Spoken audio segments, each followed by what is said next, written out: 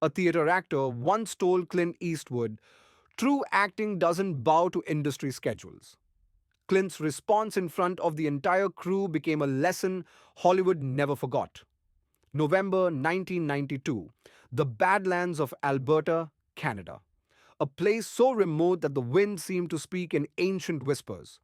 Clint Eastwood was not only directing Unforgiven, he was also starring in what many would consider his masterpiece, a western that deconstructed the genre while honoring it. Four Oscars awaited it on the horizon, but no one knew that then. What they did know was that Clint worked differently. His shoots were precision machines. No creative chaos, no off camera drama. Respect for the budget, respect for the crew, respect for time. He finished ahead of schedule without compromising quality. A miracle in Hollywood, where chaos is often confused with genius. Then Brandon Cole arrived. That wasn't his real name, but we'll protect his identity even though he never protected the crew's patience. Cole came from experimental theater in New York.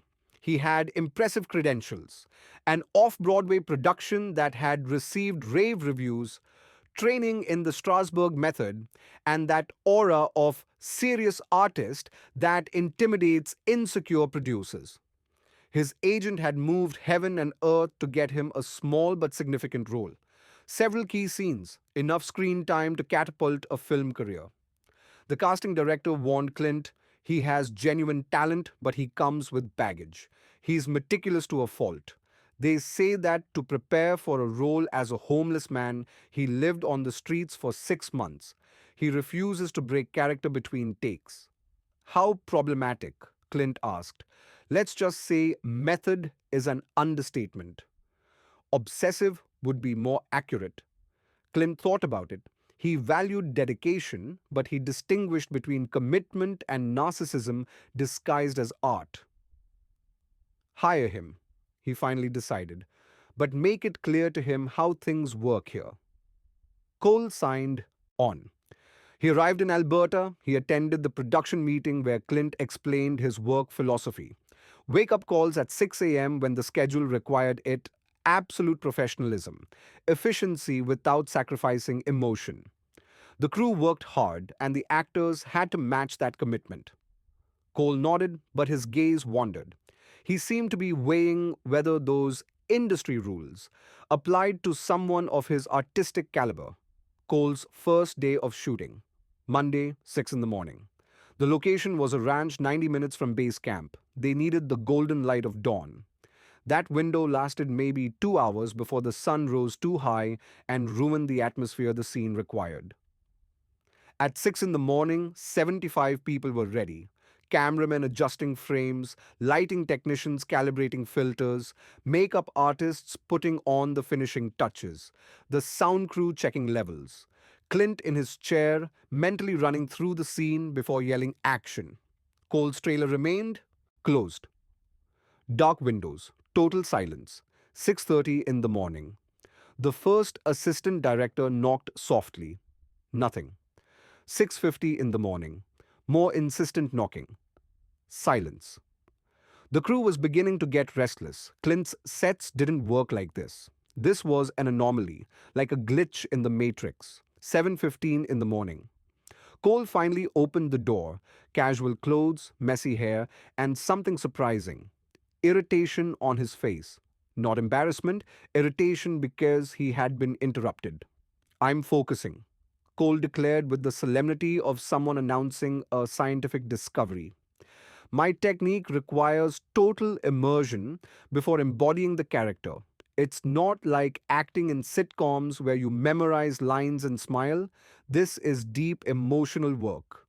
The assistant explained they were losing the perfect light. 75 people were waiting. "True art doesn't consult watches," Cole replied, closing the door. Clint, informed of the situation, responded pragmatically, "We'll jump to scene 18, reposition everything." The crew moved quickly, but they had lost 2.5 hours of the morning light that justified getting up so early.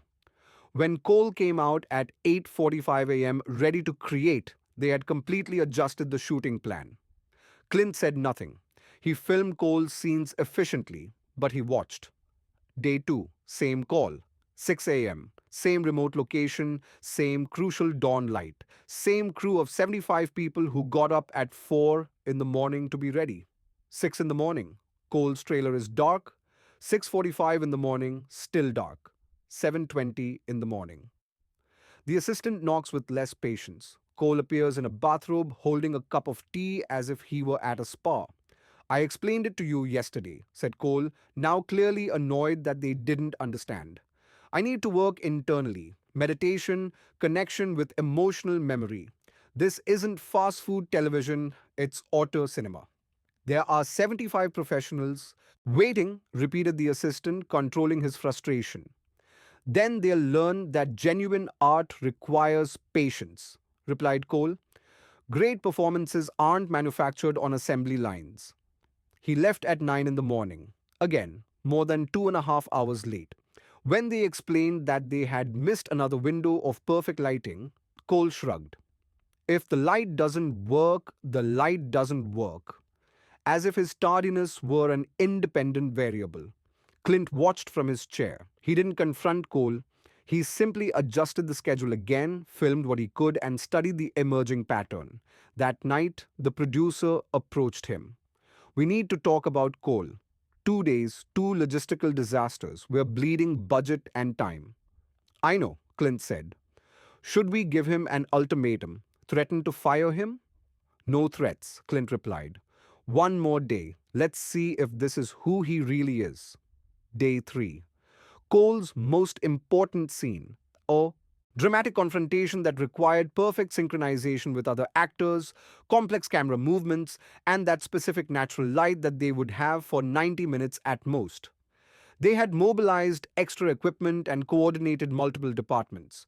Call time 6 o'clock sharp, 5:50 a.m. Everything ready except Cole. Actors marking their positions. Cameras ready. Everyone waiting. 6 a.m. Trailer closed. 6:30 a.m. Closed. 6:50 a.m. The assistant knocks. Nothing. Knocks harder. Silence. Clint got up from his chair. He walked straight to Cole's trailer. The entire set watched. This was historic. Clint directing from his chair was normal. Clint walking to a trailer meant that something fundamental was about to change. 3 sharp knocks on the door. Precise. Resonant. After a long silence, Cole opened the door. Bathrobe again, cup of coffee. An expression of annoyance. We're ready, Clint said. His voice was low and neutral. I'm getting ready, Cole replied, as if it were obvious. My character building process doesn't allow for rushing. This scene requires access to deep personal trauma. That takes time. What was your call time? Clint interrupted. He didn't raise his voice, just verbal precision. Call times are administrative conventions. Cole began his prepared speech. True acting, the kind that transcends, requires going to emotional places that don't respond to schedules. I'm not a soap opera actor who marks and recites. I'm building from the psyche. What was your time? Clint repeated. It wasn't a question, it was a demand. Cole blinked, taken aback by the interruption of his monologue on artistic integrity. 6, but it's 7:15, Clint said, each word a soft but definitive hammer blow. You're an hour and a quarter late, third day in a row. 75 people are waiting for you, people who arrived on time despite having the same early call as you. Great art demands sacrifice, Cole replied, regaining his footing. Those people are paid precisely to wait. It's literally their job. My job is to create something that transcends this production schedule. You, being who you are, should understand that true art is not subject to. Pack your things, Clint cut him off. That rough, quiet voice, more intimidating than any shout. Cole stood there with his mouth open. Excuse me? Pack your things, Clint repeated, in the same calm tone he had used to order camera shots all week. You're fired. There's a car waiting. You have 30 minutes to get off this set. The entire set froze. 75 people witnessing history in real time. Cole laughed nervously. You can't fire me. We're in production. You need me for crucial scenes. No, Clint said simply. We need someone professional, someone who respects that 75 people adjusted their lives to be here on time, someone who understands that cinema is collaboration, not monarchy. That's not you. Pack your things. This is absurd. Cole's voice rose. I'm giving you the performance of my life. You can't fire someone for taking their art seriously. I'm not firing you for taking your art seriously, Clint replied. I'm firing you for showing up late 3 days in a row and showing zero respect for the 75 professionals who got up early while you were meditating in your bathrobe. What about my creative process? Your process, Clint interrupted, involves being on set when you're supposed to be there. If you can't do that, you can't be here. 30 minutes. Cole looked around at the crew, perhaps seeking allies or sympathy. He found 75 pairs of eyes that had been awake since 4 in the morning, that had driven 90 minutes, that had been waiting for an hour and a half. No sympathy. You're going to regret this, Cole told Clint. I'm the best talent you'll ever work with. 28 minutes, Clint said, and returned to his director's chair. Cole stood at the door of his trailer, apparently waiting for someone to intervene. No one did. Finally, he went inside and slammed the door.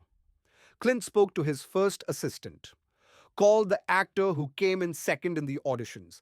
Ask if he can come in tomorrow. Reschedule Cole's scenes for next week. Then to the crew. We're moving on to scene 27. Let's not waste any more time tomorrow. The crew burst into activity. Several smiled discreetly. Some stifled laughter. Everyone felt something akin to justice. 22 minutes later, Cole came out with his bags. His expression was furious. A production van was waiting to take him to the airport and then to Los Angeles. He got in without saying a word. He left. Clint didn't see him leave. He was already focused on the next take. The news traveled through Hollywood faster than Cole's van. Clint Eastwood fired an actor for being late, invoking the artistic process, became the talk of the industry within hours. The next day, it was circulating at producers' breakfasts. Cole's agent tried to rewrite the narrative.